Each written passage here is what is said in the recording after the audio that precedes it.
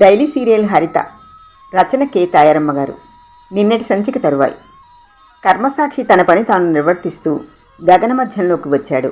శ్రమజీవుల ఒంటి మీద గర్మజలం సెలయేరులై ప్రవహిస్తోంది. చల్లదనం కోసం ప్రాణులు ఆక్రోశిస్తున్నాయి. ఎండ, వాన, గాలి వీటిలో ఏవి ఎక్కువైనా భరించలేము.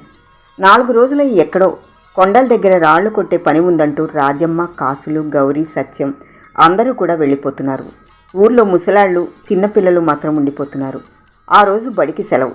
హరితకి ఏమీ తోచడం లేదు. చెరువుగట్టు మీద ఒంటరిగా నడుస్తోంది. అలలు లేకుండా ప్రశాంతంగా ఉన్నాయి నీళ్లు. వాటిని చూస్తూ ఉంటే వింత కోరిక కలిగింది హరితకి. నీటిలోకి దిగి హాయిగా స్నానం చేస్తే చుట్టుపక్కల ఎవ్వరూ లేరు. ఆ సమయంలో ఇంటికి వెళ్ళి టవలు, సబ్బు తెచ్చుకుంది. బట్టలన్నీ విప్పి ఒడ్డున పెట్టింది. టవల్ ఒంటికి చుట్టబెట్టుకుంది. మెల్లగా నీళ్లలోకి దిగింది. హాయిగా సబ్బుతో స్నానం చేస్తూ ఉంటే లోకమే తెలియడం లేదు. రోజు తడికచాటున బకెట్ నీళ్లతో స్నానం అయిందనిపిస్తుంది. ఇంత హాయిగా, ఇంత స్వేచ్ఛగా ఉంటుందా ఆ స్నానం? అందుకే పల్లె ప్రజలు ఎంతో ఆరోగ్యంగా ఉంటారు. సబ్బు నీళ్లలోకి జారిపోయింది. దాన్ని అందుకోబోయిన హరిత లోతుకు నీళ్లలోకి జారింది. అంతే. అలా అలా నీళ్ల మధ్య భాగానికి కొట్టుకుపోసాగింది. ఇంతలో ఓ మనిషి నీళ్లలోకి దూకిన శబ్దం, తనని బయటికి తీసిన శబ్దం తెలుస్తూనే ఉంది హరితకి. హరిత బిక్కిరి అయిపోతోంది. తెలివి తప్పిపోతున్నట్టుగా ఉంది. ఉండు, నీళ్లు బాగా మింగావు అంటూ అటూ ఇటూ తిప్పి నీళ్లు కక్కించి ఒడ్డున పడి ఉన్న బట్టలు ఆమె ఒంటికి చుట్టబెట్టి 2 చేతుల మీద ఎత్తి ఇంటికి తీసుకొచ్చి మంచం మీద పడేశాడు అతను. అప్పటికే పూర్తిగా తెలివి కోల్పోయింది హరిత. సాయంత్రం అయ్యేసరికి కొద్దిగా తెలివి రాసాగింది హరితకి. ఒళ్ళంతా బరువుగా అనిపించింది. కొద్దిగా జ్వరం కూడా వచ్చినట్టుంది.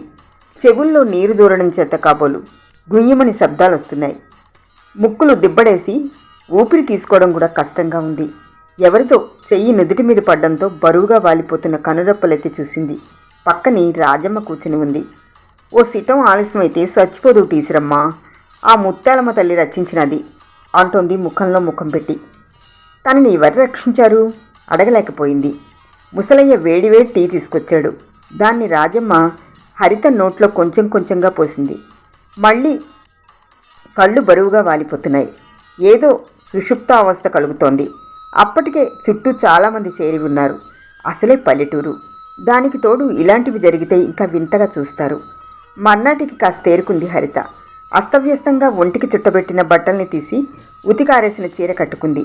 జుట్టంతా బాగా విప్పి చేతివేళ్లతో చిక్కులు తీసుకుంది.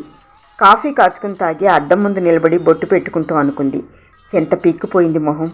తనని రక్షించిన ఆ అజ్ఞాత వ్యక్తి ఎవరు ఆలోచిస్తూ మంచం మీద కూర్చుంది. ఇంతలో బీర్తలుపు తీసుకుని కాసులు వచ్చింది. రా కాసులు అంటూ మంచం మీద చోటిచ్చింది. కాసులు వచ్చి మంచం అంచున కూర్చుంటూ, నీకు ఎట్టా ఉందో చూసిరమ్మని అమ్మ పంపించింది టీచరమ్మ అంది సశేషం.